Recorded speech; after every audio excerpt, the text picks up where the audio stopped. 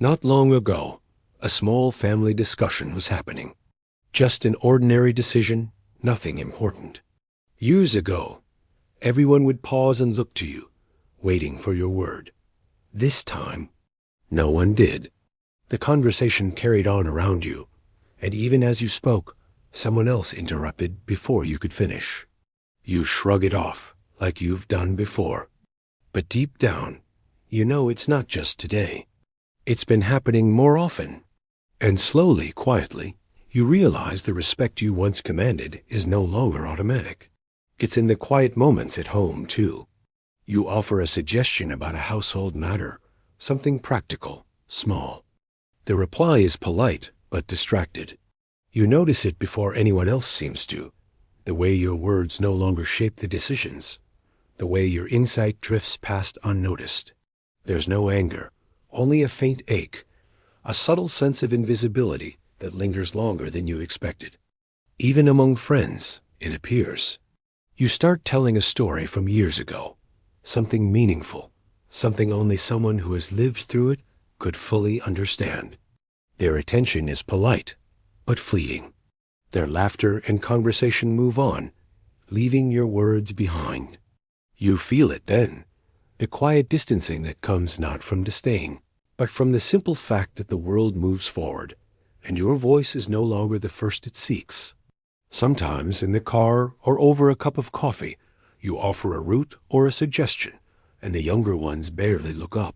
Phones and distractions pull them elsewhere, leaving your words in the air, unanswered. You've noticed it more than once, and it settles in the chest like a slow shadow. It is not a failure. It is not disrespect.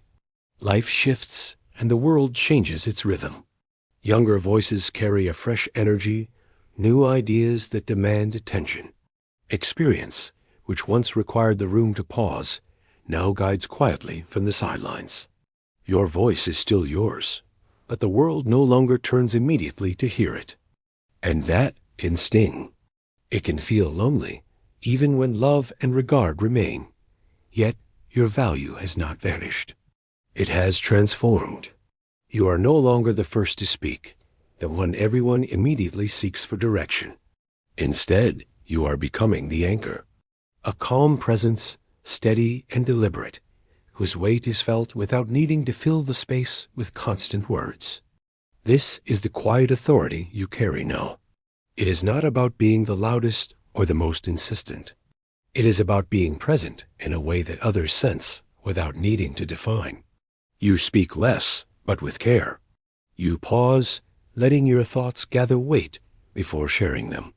You choose words slowly, precisely, and in doing so, your presence itself begins to guide the conversation. And something remarkable begins to happen.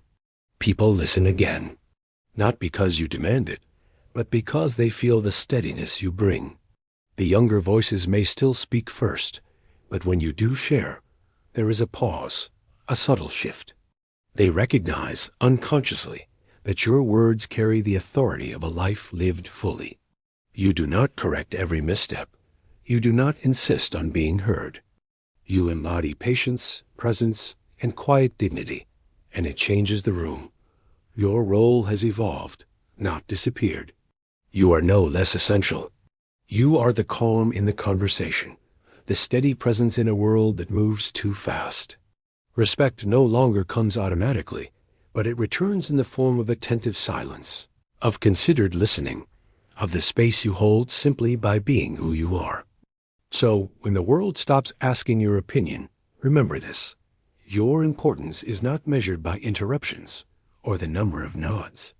It is measured in the quiet authority you carry, the weight of experience, the steady confidence that cannot be rushed or ignored.